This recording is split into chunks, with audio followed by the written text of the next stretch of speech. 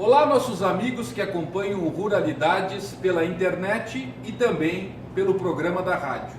Estamos aqui hoje com o nosso grande amigo e colaborador do Ruralidades, o Jairo Scholl Costa, que é escritor, advogado, historiador e que estará lançando no dia 8 de abril o livro Noivas de Preto, que tem tudo a ver com a história e com a tradição dos pomeranos.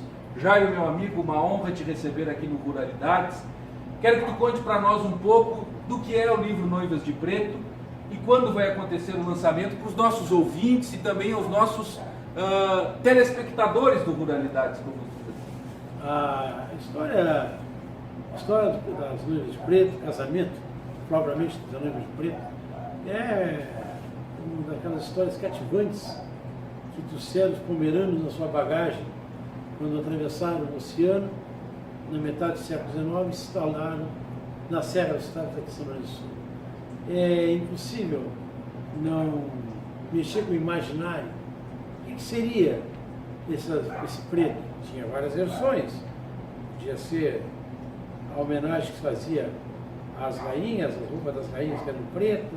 Outros diziam, é a solenidade do ato do casamento que se leva muito a sério, não se veste preto. Outros diziam assim, pode ser porque ela está triste, porque está de luto, porque deixou a casa dos pais. E outros diziam mais reservadamente. Mas também podia ser uma lembrança do tempo do luto, quando elas tinham que casar e que a primeira noite era do senhor feudal, que era dono da terra, eles diziam dono da terra, eram os primanocos que existiam em toda a Europa, e que foi sendo abolido ao longo do tempo em função da prática do casamento litúrgico. Mas essa história mexeu muito sempre na minha imaginação. Como é que poderia ser isso? Procurei documentação, procurei livros, procurei histórias. Se encontra esse fato, o suposto fato social, o suposto direito, em vários temas.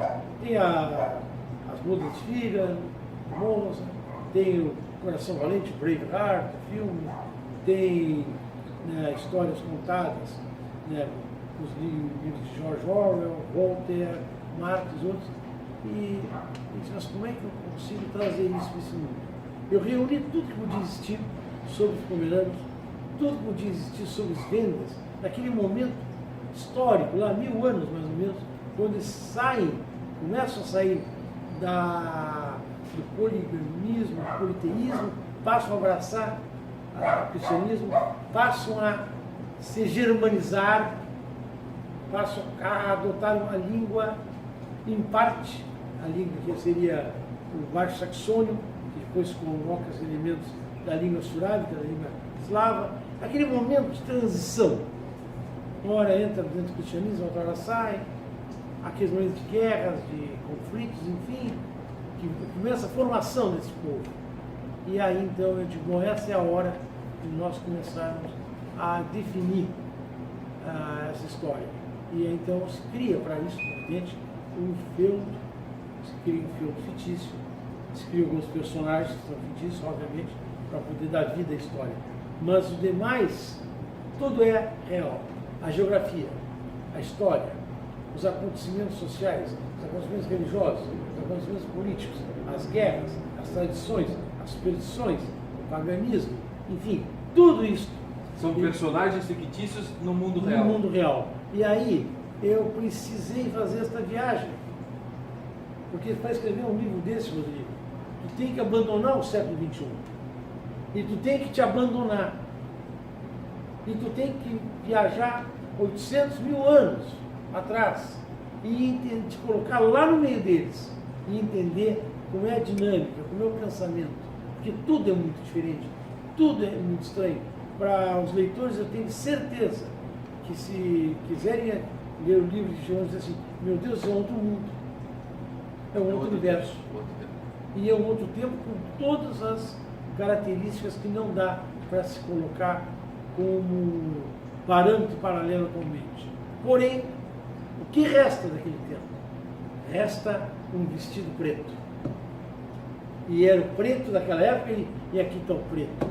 E aí pergunta-se, casavam de luto? o vestido na verdade não era um vestido, era uma mortalha. E o que que era? Era um protesto, e parece que isto sim era um protesto, uma rebeldia. Então, não estaria aí, e aí eu convido o leitor à reflexão, não estaria aí a semente do moderno movimento de rebelião das mulheres contra a submissão e a opressão, contra a violência que ainda sofrem. Não seria aí, não é, os primórdios do movimento de libertação feminina? E eu pergunto, não é o livro ainda atual sobre um prisma? Porque se trata de um livro sobre a violência contra as mulheres. Mas e o mundo de hoje? E o Brasil de hoje? Que a cada 2h30 tem uma mulher vítima de feminicídio. Tem uma a cada 11 minutos agredida por ser mulher. E outras tantos momentos em que elas são desconsideradas, que elas são hostilizadas, ofendidas e são menosprezadas num sistema que ainda preserva uma arcaica, né, submissão baseada numa suposta força ou primazia do homem. Então é isso, Jairo. Agradecer aqui a tua participação conosco, porque sempre fosse um parceiro aqui do Ruralidades. O livro Noivas de Preto tem o apoio da Copar Pomerano Alimentos, que é uma parceira do Ruralidades, a Vogas Beer, também do Caminho Pomerano, que dentro da história do Caminho Pomerano conta esse resgate histórico da Noiva de Preto, e nós do Ruralidades ficamos muito felizes em fazer parte. O lançamento acontecerá dia 8 de abril, a partir das 17 horas, com a sessão de autógrafos, aqui no restaurante Nona Brai, um outro parceiro do Ruralidades aqui em São Lourenço. Jairo, obrigado. Que este livro seja um sucesso, assim como foi os outros, temos certeza que será, e com certeza ficará marcado na história de São Lourenço como uma das maiores obras de literatura deste século. Muito obrigado. Obrigado, agradeço.